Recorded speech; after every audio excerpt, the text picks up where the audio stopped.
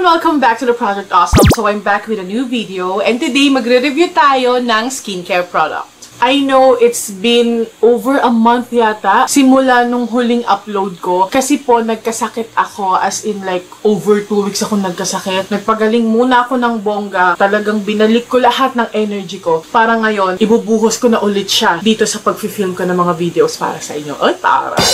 And please excuse me if I'm wearing my glasses today kasi nakasumpong talaga yung mata ko. Hindi ko kaya ng matagal siyang hindi suot. Tapos ayoko kasing mag-contact lens ngayon kasi feeling ko nagdadry yung mata ko. So ayan, magsalamin na lang muna tayo since hindi naman makeup yung gagawin ko today. Mag-review tayo ng skincare. At ang skincare na i-review natin ay itong baligtad siya. So today we're going to review this Duicel Cica Plus Balm. Ang social ng lalagyan niya, 'di ba? Pero bukod sa pagre-review ng product na to, pag-usapan na rin natin kung ano ba yung Centella Asiatica na yan or Cica na yan. So, kung gusto niyong malaman kung ano ba yung Cica at kung okay ba tong Duicel product na to, then please keep on watching.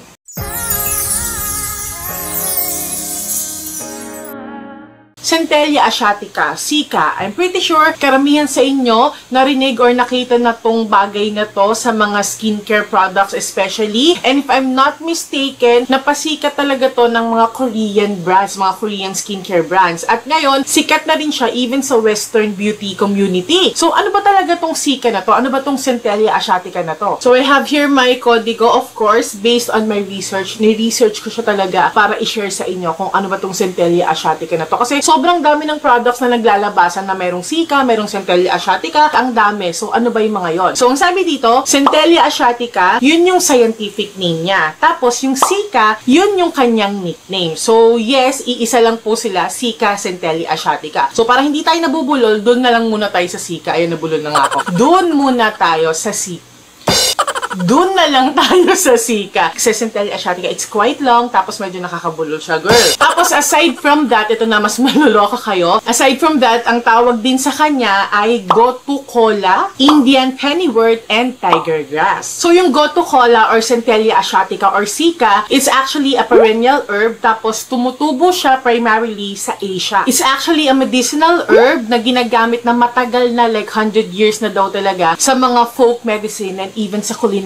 At ngayon, sikat na siya talaga sa beauty community sa mga skincare products. Ang sabi dito, ginagamit siya talaga sa pag-treat ng mga sugat, ng mga wounds, and kahit sa mga eczema, psoriasis, scarring, at kahit sa mga cellulites daw. Pero, ang talagang gamit sa kanya, yung pag-treat or pagpapagaling ng mga sugat. In fact, kaya din siya tinawag na tiger grass. Dito talaga ako manghang-manghay dito sa fact na to eh. Ginagamit daw siya ng mga tiger, nirarub nila sa mga sugat nila. Ang galing, no? Sila yung nagpapagaling sa sugat nila. It's so amazing talaga. And ayun nga, kaya pala siya ganon kasi si Centella Asiatica or Cica or si Tiger Grass or whatever, meron siyang healing, soothing, anti-inflammatory, and antibacterial properties. At hindi lang siya basta sabi-sabi or haka-haka or theory kasi base dun sa nabasa ko, meron talagang studies na kinreate noong 2012. Lumabas dun sa studies na yon na nakakatulong si Cica sa pag-heal ng mga incisions and ng mga burns.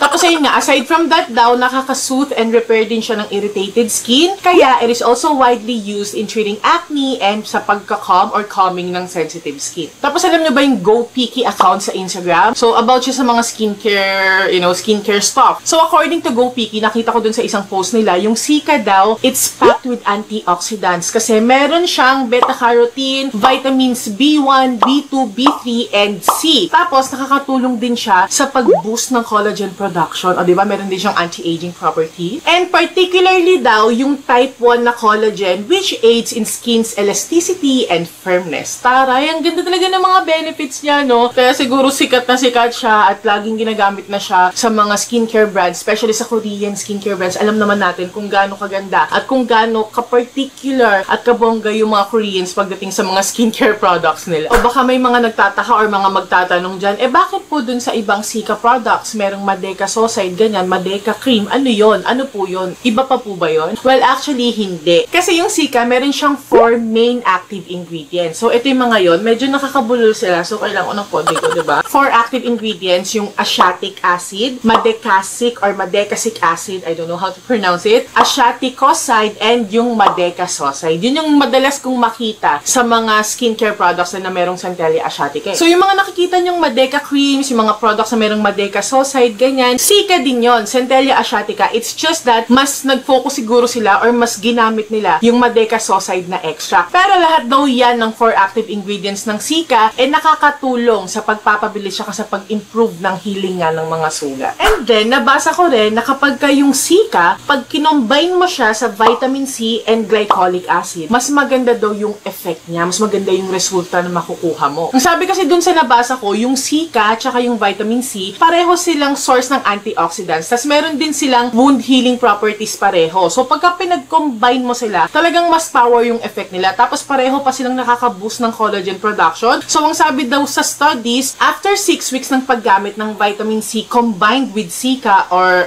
Centella asiatica, may significant improvement daw talaga sa firmness ng skin, sa suppleness, tsaka sa hydration. So kahit daw sa improvement ng mga fine lines and wrinkles, nakatulong siya. Ganun kaganda yung combination ng vitamin C tsaka ng Centella asiatica. Actually, ginawa ko yun. Mamaya ko na ikikwento sa inyo. Tapos, si glycolic acid naman daw, kilala din bilang collagen booster. So kapag kinumbine mo din siya sa Centella asiatica or Cica, power din yung magiging resulta sa skin mo. And even more so, kapag pinagsama mo yung Cica, vitamin C, tsaka yung glycolic acid, talagang nabubulol na ako kasi talagang powered.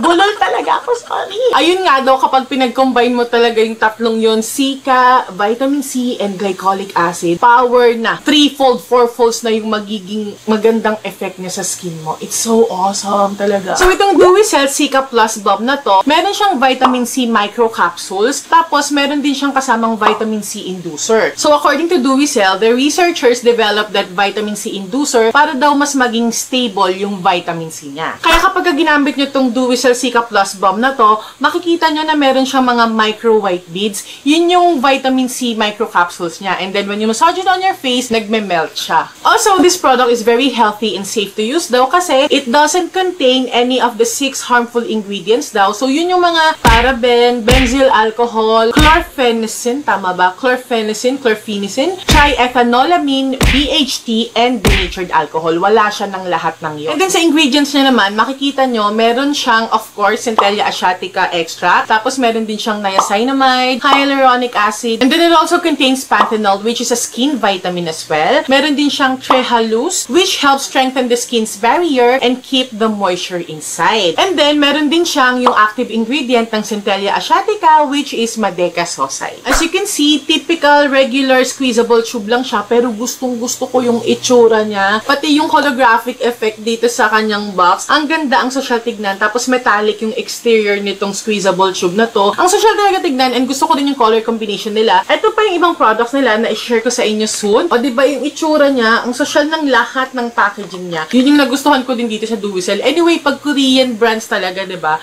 Yung bongga ng packaging nila. So dito sa harap ng tube, nakasulat yung description niya. Cica Plus Balm, gel type balm containing moisturizing capsules to protect skin from external stimuli and strengthen skin's barrier for skin improvement. So, yun yung description nila dito sa product na to. Gagamitin mo lang siya simply as your moisturizer. And I've been using this for over a month na ba. And gustong-gusto ko siya talaga. Love ko na talaga siya. Love ko na tong Dewy Cell Cica Balm na to. This Dewy Cell Cica Plus Balm is really moisturizing and it definitely made my skin look more supple. Mas naging firm yung dating ng skin ko. Alam mo, ang healthy tignan, ganyan. Ang ganda talaga ng effect niya sa skin ko at lalo na nung sinabayan ko pa siya ng vitamin C serum. So, meron akong ginagamit na vitamin C serum dito. Actually, mas nauna ko tong ginagamit kasi matagal ko nang ginagamit tong vitamin C serum na to. Pero nung pinag-combo ko na sila, kasi kailan ko lang nalaman na maganda palang pagsamahin yung vitamin C tsaka Cica. So, nung pinagsabay ko na yung gamit sa kanila, grabe talaga yung effect na nakuha ko. I mean, maganda yung effect nito sa akin, maganda yung effect nito sa akin. Pero nung pinagsama ko sila, talaga palang mas power yung effect niya sa skin ko. Mas na-improve yung suppleness ng skin. Totoo yung sinasabi nila. Alam mo yun, kahit na madalas akong nagpupuyat, parang very well-rested and and hydrated pa rin yung dating ng skin ko, alam mo yun. Basta ang ganda talaga ng effect nila sa skin ko kasi I've used this alone without the help of the vitamin C serum. Okay naman siya. And then I've used my vitamin C serum alone din nung hindi ko pa ginagamit tong Cica Plus Balm na to. Tapos maganda rin talaga yung effect nito sa akin. Abangan yung review ko dito. Pero nung pinagsabay ko na sila, mas bongga talaga yung effect niya. So totoo nga yung sinasabi na kapag ka pinagsama mo yung Cica Plus Balm and vitamin C, mas okay yung magiging resulta niya sa skin mo. Hindi pa kasi ako nakatry ng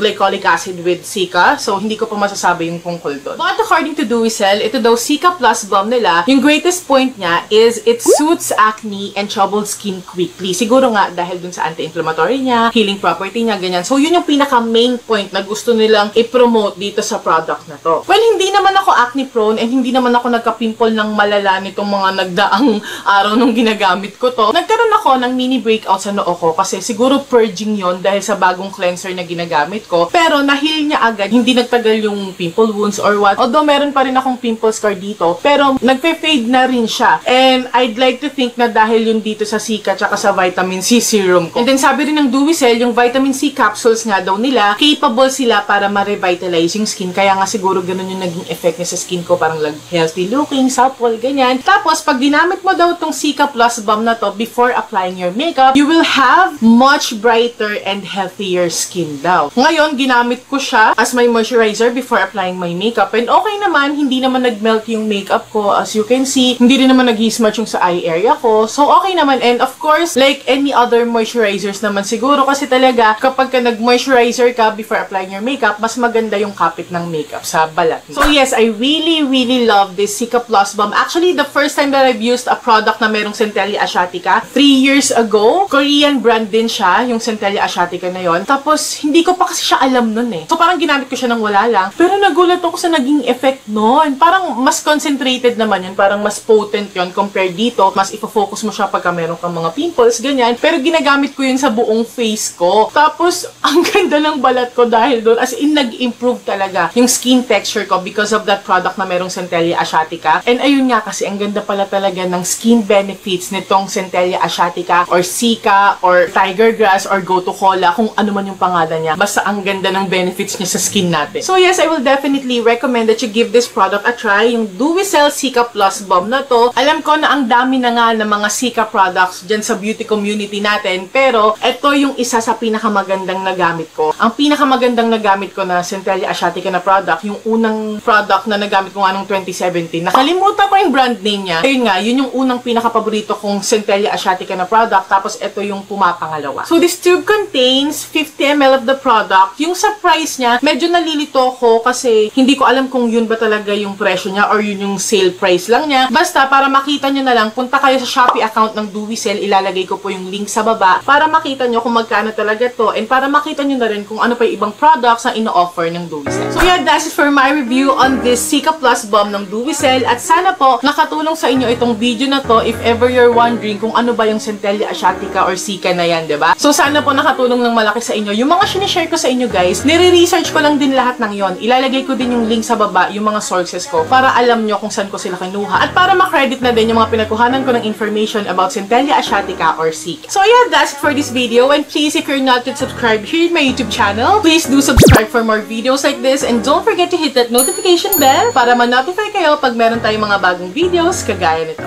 Thank you so much for watching and I hope to see you in the next one, you guys. Stay awesome and accomplish your mission. Bye!